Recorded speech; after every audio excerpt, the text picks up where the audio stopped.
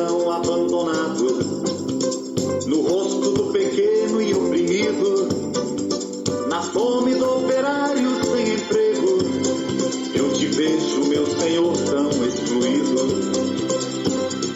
É o Senhor que chama, também me ama, Ele me convida a doar a própria vida. É o Senhor que chama, é o Senhor que chama, também me ama, Ele me convida a doar a própria vida. Na mulher que gerou e é condenada, no doente que padece sem amor, na angústia e na miséria deste povo, nele vejo o teu rosto, ó meu Senhor. É o Senhor que chama, É o Senhor que chama, também me ama, Ele me convida a doar a própria vida. É o Senhor que chama, É o Senhor que chama, também me ama, Ele me convida a doar a própria vida. Aceito caminhar sempre ao teu lado, me convidas a tomar uma atitude. É nobre a missão que me confias, anunciar a tua vida em plenitude. É o Senhor que chama, É o Senhor que chama, também me ama, Ele me convida a doar a própria vida. É o Senhor que chama. É o Senhor que chama, Ele me convida, Ele nos convida a doar a própria vida. Nós estamos vivendo, em pleno mês vocacional. O mês de agosto é um mês vocacional. E o convite nesse dia de hoje é rezarmos pelas vocações. Nós precisamos rezar para que Deus chame mais pessoas para cuidar das pessoas, para cuidar do seu rebanho. Por isso, a missão ela é nobre, a missão que Deus nos confia. Olha que privilégio. Deus nos confia uma missão. Ela é nobre e por isso precisamos dar uma resposta. Então vamos rezar por todas as pessoas, por todos os vocacionados, por todos os jovens, todas as jovens, para que esses jovens escutem o chamado de Deus e digam sim. Por isso a gente precisa rezar sempre, A gente precisa rezar sempre. Nós adultos precisamos rezar para que os nossos jovens, para que as nossas jovens digam sim a Deus. O Salmo de hoje diz o seguinte: eu vos amo, ó Senhor. Eu vos amo, ó Senhor. Sois minha força, minha rocha, meu refúgio e minha fortaleza. Por isso, diga comigo agora: vós sois a minha força, a minha rocha, o meu refúgio, o meu salvador. Ó Deus, sois o rochedo que me abriga, minha força, poderosa salvação. Por isso nós não devemos temer, devemos dizer sim e ir em frente. Queremos também trazer presente nesse dia de hoje, rezar pela Dalvaci Pereira Montalvão, ela que está doente, que não está bem. Peçamos para que Deus lhe conceda a saúde, a cura, Queremos também rezar pelos seus familiares e pelos seus amigos que sofrem, E queremos também trazer presente todas as pessoas que pediram e que confiam em nossas orações. Queremos rezar pelas vítimas da pandemia, queremos trazer presente as pessoas que estão com câncer, trazendo presente Francisco de Assis Bezerra, Queremos trazer presente todos os casais, trazer presente todos os nossos familiares. Em nome do Pai, do Filho e do Espírito Santo. Amém. Vamos refletir neste sábado o Evangelho da Liturgia que está em Mateus capítulo 17, do versículo 14 ao 20. O Senhor esteja conosco, Ele está no meio de nós. Evangelho de Jesus Cristo segundo Mateus. Glória a vós, Senhor. Eles foram em direção à multidão. Um homem aproximou-se de Jesus, ajoelhou-se e disse: Senhor, tende piedade de meu filho. Ele é epilético e tem ataques tão fortes que muitas vezes cai no fogo ou na água.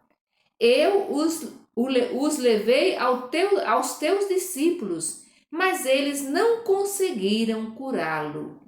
Jesus respondeu: Gente sem fé e pervertida, até quando deverei ficar com vocês?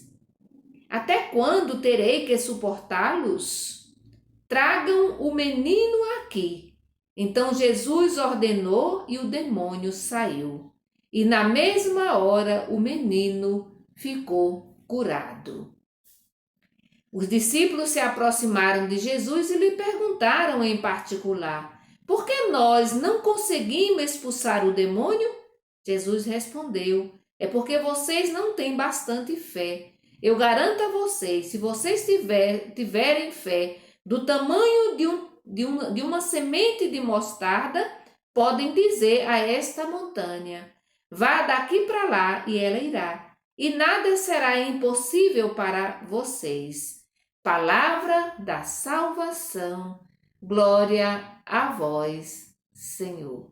Nada será impossível para vocês, se tiverem a fé ao menos do tamanho de um grão de mostarda.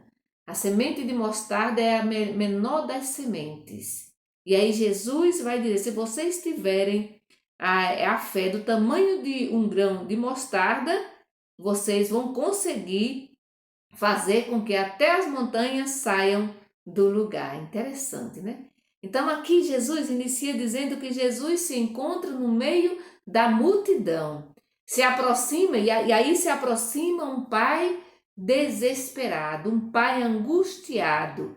Se ajoelha diante de Jesus e faz um pedido e dá uma informação. Veja só. Aquele homem desesperado, ele faz um pedido para Jesus e ao mesmo tempo ele dá uma informação. Qual é o pedido que aquele homem faz a Jesus?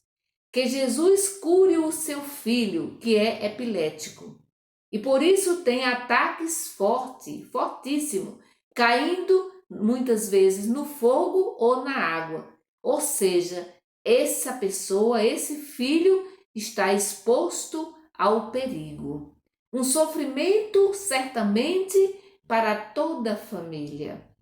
Lembrando que o epilético aqui, gente, hoje a gente já sabe que é uma doença, né? É uma doença da cabeça, não é nada de demônio. Mas na época de Jesus, todas as doenças que porque assim, não tinha a ciência que tem hoje, né? Então, que eles não sabiam o que era, eles atribuíam ao demônio. Então, esse homem, ele vai pedir para Jesus. Certamente desesperado, assim como qualquer um de nós, quando temos um filho, uma filha doente, né? Quando temos um filho ou uma filha doente, a gente também fica triste e desesperado. E esse homem certamente já tinha levado esse menino para todos os curadores da época, dos médicos e etc. Mas, no entanto, agora ele vai ao encontro de Jesus. E aqui ele encontra a cura para o seu filho, né? E qual é a informação? Eu falei que esse homem se dirigiu a Jesus com um pedido, que era a cura do filho, e com uma informação. E aqui a gente precisa prestar atenção, porque também diz respeito a nós. É que os discípulos de Jesus não deram conta de curar a criança. Por que será que eles não deram conta de curar a criança? Porque a fé, aí o Evangelho vai logo dizer em seguida, porque a fé deles, né, era muito pouca, porque a fé dos discípulos era muito pouca. Para curá-lo, era preciso ter muita fé, muita fé. Ou seja, falta A ausência de fé, também a falta de compromisso com o reino de Deus. Porque a gente pode dizer, eu tenho muita fé, eu acredito piamente em Jesus, mas, no entanto, não tem compromisso com o reino de Deus. E aqui faltou compromisso com o reino de Deus, porque Jesus veio para que todos tenham vida e vida em abundância. Mas, no entanto, os discípulos não conseguiram fazer o que tinha que ser feito, né? Devolver a saúde daquela criança, daquele menino, né? A fé é o que torna possível a ação do discípulo, de ontem e de hoje também, né? Sem fé, os milagres não se realizam. A gente já sabe disso. Sem fé, a missão fracassa, né? Sem fé, não existe cura, não existe libertação. O discipulado de Jesus exige fé e confiança na ação e no mandato de Jesus. Os discípulos, preste atenção, os discípulos, ainda no itinerário de fé e de adesão à pessoa de Jesus, né, se veem ainda fracos na fé, ou seja, não conseguem curar mandato que eles receberam lá no início da missão, né? Quando Jesus enviou os discípulos, disse que eles deveriam batizar em nome do Pai, mas eles também deveriam curar as enfermidades das pessoas. Talvez falte a ele a confiança, né? A eles a confiança em Jesus, assim como muitas vezes também falta em nós, né? Essa confiança plena em Jesus. Por isso que às vezes nós temos muita dificuldade de dizer sim para Deus, né? As pessoas ainda elas estavam presas às suas próprias forças, né? A fé em Jesus pressupõe um entendimento de que ele é o Filho de Deus. Ele é o Filho de Deus. Jesus é Deus e por isso nós devemos ouvir e praticar a sua palavra, né? Esse deve ter sido o erro dos discípulos e pode ser também o nosso erro. De ouvir a palavra, mas não praticar, né? Não acreditar, os discípulos não acreditaram nas palavras de Jesus, quando ainda nos inícios, né, mandou que todos os discípulos fossem anunciar e curar os doentes, né? O que esse evangelho de hoje, né, em que ele me questiona? Podemos continuar agora nesse silêncio profundo, rezando, né? E olhando um pouco para a ação dos discípulos. Por que será que os discípulos, nós já sabemos que os discípulos não conseguiram curar aquele menino? Porque a fé ainda era muito pouca, né? E a fé aqui significa acreditar na palavra de Jesus, né? Acreditar nas palavras de Jesus e colocá-la em prática. Eu coloco a palavra de Jesus em prática? Pensa bem antes de responder alguma coisa, porque às vezes a gente diz rapidinho, eu coloco. Sim, mas como é que você coloca a palavra de Jesus em prática? Às vezes a palavra pode ir por um lado e a gente vai por outro lado, né? Então devemos sempre estar muito atentos para anunciarmos a palavra de Jesus, não só com palavras, mas também com ação e com gestos. Que Deus nos dê a graça nesse dia de hoje, a graça da fé, a fim de que curemos a todos, né? Materialmente e espiritualmente, né? A todos aqueles que nos procuram. Tem muita gente que procura a gente em busca de uma cura, em busca de uma palavra, em busca de um colo, de um abraço, de um aconchego. Então, que a gente fique sempre atento, né, a essas pessoas que nos procuram,